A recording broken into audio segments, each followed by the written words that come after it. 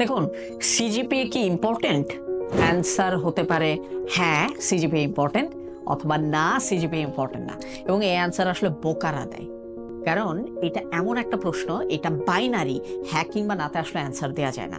So আমি যদি আপনাকে বলে দেই যে আসলে সিজিপিএ ইম্পর্টেন্ট কি ইম্পর্টেন্ট না, আমাকে অবশ্যই আপনাকে আসলে কিছু কেস ডিফাইন করে দিতে হবে যে আসলে কোন কোন কেসে আপনার সিজিপিএ ম্যাটার করে, কোন কোন কেসে আপনার সিজিপিএ ম্যাটার করে না। এখন একটু সবার আগে আমি একটু আপনাদেরকে বলে দিই যে ভাই আসলে সিজিপিএ আপনার সম্পর্কে আসলে কি রিফ্লেক্ট করে। 4 বছর কোন একটা ইউনিভার্সিটির কোন একটা সাবজেক্টে কিছু সিস্টেম্যাটিক একাডেমিক কারিকুলাম আপনাকে টিচার পড়িয়েছেন, আপনাকে টিচার ইনপুট দিয়েছেন, এক্সাম হলে আপনি সেটাকে আউটপুট আকারে শেয়ার করেছেন। সেই মোমেন্টে আপনার জিপিএ মূলত সেটাই ডিফাইন করে যে আপনার উপরে যেই দায়িত্বটা অর্পিত ছিল, যেই টাইমে আপনার যে কাজটা প্রায়োরিটি, আপনি সেই টাইমে সেই কাজটাকে প্রপার প্রায়োরিটিতে আপনি ক্যারি অন করেছেন কি। সো সেক্ষেত্রে যখনই কোনো একটা প্রতিষ্ঠান কোনো একজন এমপ্লয়িকে হায়ার করতে চায়, সেই মুহূর্তে তারা অনেক ক্ষেত্রেই চাইবে যে একটা জিপিএর বার যাতে তারা তাদের জায়গা থেকে তারা মেনটেন করতে পারে। আপনি দেখবেন আসলে বেশিরভাগ প্রতিষ্ঠানই তারা তাদের জায়গা থেকে অনেক সময় বলে দেয়, জব সার্কুলারে লেখা থাকে, আপনারা এখানেও কয়েকটা সার্কুলার এক্সাম্পলে দেখতে পাচ্ছেন যে 3.00 জিপিএর নিচের অ্যাপ্লাই করার প্রয়োজন নেই। অনেক জায়গায় কিন্তু এই সেম জিনিসটা তারা 3.25 থেকে শুরু করে 3.3 এমনকি 3.5 পর্যন্তও তারা জিপিএ রিকোয়ারমেন্ট চেয়ে থাকে।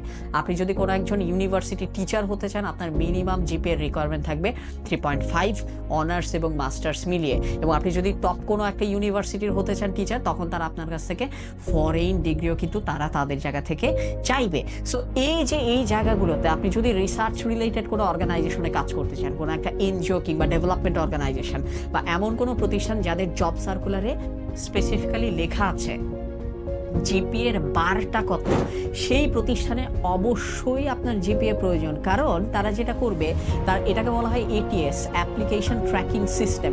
আপনার যে সিভিটা সেটাকে তারা একটা সফটওয়্যারের মধ্যে দিয়ে দেয়। সেই সফটওয়্যারে তারা আগে থেকেই ফিল্টার করে ফেলে যে যাদের যাদের জিপিএ তাদের মিনিমাম ক্রাইটেরিয়ার চেয়ে কম, তারা অটো ডিসকোয়ালিফাইড হয়ে যায়। ওই মোমেন্টে ভাই আপনার এক্সট্রা কি পরিমাণ কোয়ালিটি আছে, আপনার কি পরিমাণ এক্সট্রা কারিকুলার অ্যাক্টিভিটিস আছে, সেটা কিন্তু এটিএস আপনার সেটাকে কিন্তু কখনোই ট্র্যাক করতে পারে না। ওই মোমেন্টে অবশ্যই আপনার জিপিএ অনেক অনেক বেশি ইম্পর্টেন্ট। কোন কোন মোমেন্টে আসলে জিপিএ অনেক বেশি ইম্পর্টেন্ট হয় না? যেই মোমেন্টে মনে করেন আপনার খুব টেকনিক্যাল স্কিল দরকার, মনে করেন কোনো একটা প্রতিষ্ঠান হয়তো ভিডিও এডিটর তারা হায়ার করবে, ওয়েব ডেভেলপার হয়তো হায়ার করবে।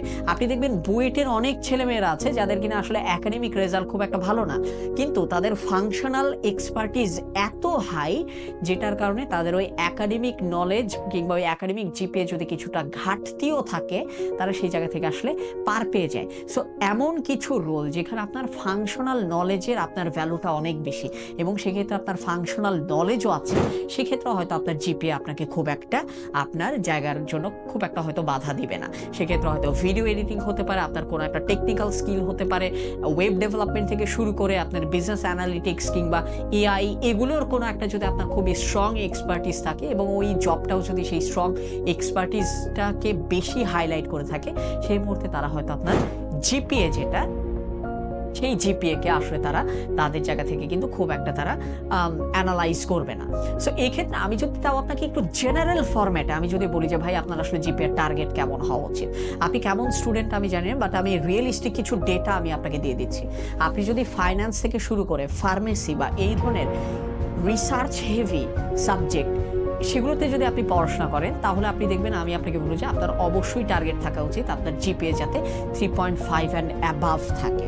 কারণ ফাইন্যান্স, আপনি কোথায় জব করবেন? একটা প্রতিষ্ঠানের খুবই সেন্সিটিভ ফাইন্যান্সিয়াল ডকুমেন্ট নিয়ে। অ্যাকাউন্টিংয়ে পড়ছেন, আপনি কিসে জব করবেন? প্রতিষ্ঠানের সেন্সিটিভ অ্যাকাউন্টিং এবং অডিট ডিপার্টমেন্টে।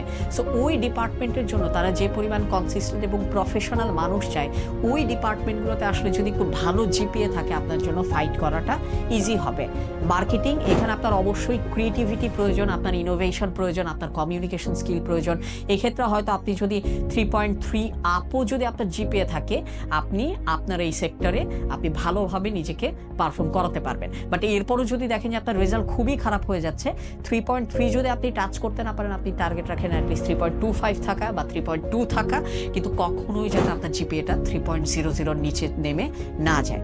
এর পাশাপাশি যারা যারা সোশ্যাল সায়েন্স ফ্যাকাল্টির স্টুডেন্ট আছেন, আমি জানি তাদের জন্য জন্য আসলে কিছু ইউনিভার্সিটিতে জিপিএ তোলা টাফ, বাট আমি তাদেরকেও বলবো যে আপনার যদি সম্ভব হয় আপনি অন্তত 3.4 থেকে 3.6 এই রেঞ্জে আপনি আপনার জিপিএর এটা একটা আপনি মিনিমাম টার্গেট হিসেবে আপনি আপনার জায়গা থেকে আসলে রাখতে পারেন। সো এই ক্ষেত্রে আমি আপনাকে আরেকটা ইনসাইট একটু আমি আপনাকে দিয়ে দিচ্ছি। ইন কেস যদি ভাই আপনার জিপিএ খারাপ হয়ে যায়, আপনি তখন কি করবেন?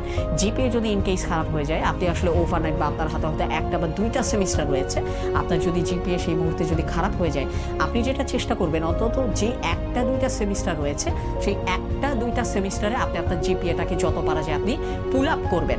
এবং ইন্টারভিউ বোর্ডে যদি আপনার জিপিএ খারাপ নিয়ে তারা যদি কোনো প্রশ্ন করে, আপনি নিজেকে এভাবে ডিফেন্ড করবেন যে ভাইয়া আসলে আমার যে জিপিএ অনেক বেশি ইম্পর্টেন্ট, এটা রিয়ালাইজেশনটা আমার অনেক পরে এসেছিল, ততদিনে আমার 6টা সেমিস্টার শেষ হয়ে গিয়েছে, বাট রিয়ালাইজেশন আসার পরবর্তীতে আমি আমার 7ম এবং 8ম সেমিস্টারে আমি আমার জিপিএটাকে পুল আপ করার আমি ট্রাই করি। দেখুন, you can't change your past, at least you can build some good reasoning. আপনি এমন কিছু রিজনিং তৈরি করতে পারবেন যেটার মাধ্যমে আপনি কিছুটা হলেও হয়তো সিম্প্যাথি আপনি আপনার জায়গা থেকে গ্যাদার করতে পারবেন। তবে আরেকটা খুব ইম্পর্টেন্ট জিনিস আমি একটু এই জায়গায় বলে দিচ্ছি।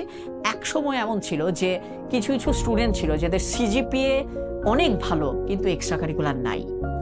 এর পরবর্তীতে দেখা গেল এমন কিছু স্টুডেন্ট আসা শুরু করলো যাদের কি মানে ওই সময়টা এমন ছিল যে সিজিপিএ খুব ভালো, এক্সট্রা কারিকুলার নাই, এক্সট্রা কারিকুলার খুব ভালো, সিজিপিএ নাই। কিন্তু আপনি এখন বিশ্বাস করবেন না, এখনকার সময়ে সিজিপিএ এবং এক্সট্রা কারিকুলার দুটোই ভালো এরকম মানুষের সংখ্যা অনেক বেশি। যার জন্য এর আগে এই দুইটার ভেতরে যে কোনো একটা থাকলেই একটা মানুষ অনেক চমৎকার ফোকাসে চলে আসতো, বাট এখন ব্যালেন্সড মানুষের সংখ্যা অনেক অনেক বেশি। আমি আপনারা যদি কমেন্টে আমাকে জানান, তাহলে আমি এই ধরনের আমার পরিচিত অন্তত 10টা মানুষ রয়েছে যারা তাদের জিপিএ এবং এক্সট্রা কারিকুলার দুটোকেই তারা খুবই ব্যালেন্সড ওয়েতে তারা মেইনটেইন করেছে। সো এই ধরনের 10টা মানুষের আমি প্রোফাইল আমি আপনাদের সাথে শেয়ার করতে পারি। আমি যদি দেখি যে আপনাদের সাইট থেকে মোটামুটি 100 জন কমেন্টে আমাদের কাছে জানিয়েছেন যে আপনারা ওই মানুষগুলোর আসলে প্রোফাইল এবং তাদের সম্পর্কে জানতে চান, আমি তাদের উপর একটা সেপারেট ভিডিও করব যেখানে আমি দেখাবো যে আসলে জিপিএ এবং এক্সট্রা কারিকুলার দুটোকেই আসলে কিভাবে ব্যালেন্স করে আগানো যায়। সো আমি যদি ফাইনাল কনক্লুশনে আমি যদি এই জায়গা থেকে যাই, সিজিপিএ কি ইম্পর্টেন্ট? ইয়েস, এটা ইম্পর্টেন্ট। কবে ইম্পর্টেন্ট? আপনার প্রথম একটা কিংবা দুইটা জবের জন্য ইম্পর্টেন্ট, আপনার প্রথম চাকরির 3 থেকে 5 বছরের জন্য ইম্পর্টেন্ট। এরপর কি জিপিএ ইম্পর্টেন্ট? না, এরপর খুব একটা ইম্পর্টেন্ট না। কেন ইম্পর্টেন্ট না? কারণ ওই 5 বছরের আপনার পারফরমেন্স ট্র্যাক রেকর্ড আপনাকে প্রমোশন এবং জব সুইচিংয়ে আপনাকে ওই জায়গায় হেল্প করবে। সিজিপিএ তাহলে কোথায় কোথায় ইম্পর্টেন্ট?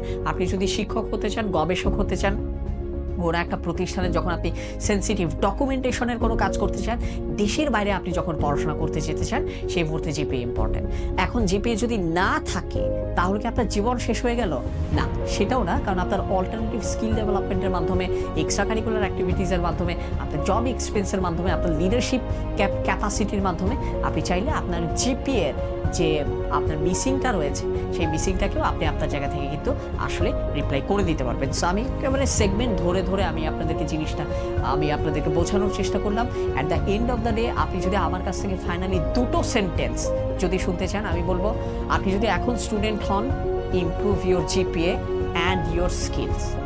যদি স্টুডেন্ট লাইফ শেষ হয়ে যায়, justify your poor GPA and at the same time আপনি চেষ্টা করেন যে আপনার অল্টারনেটিভ স্কিলগুলোকে এত হাই করে নিয়ে আসতে যে be so good that they can't ignore you.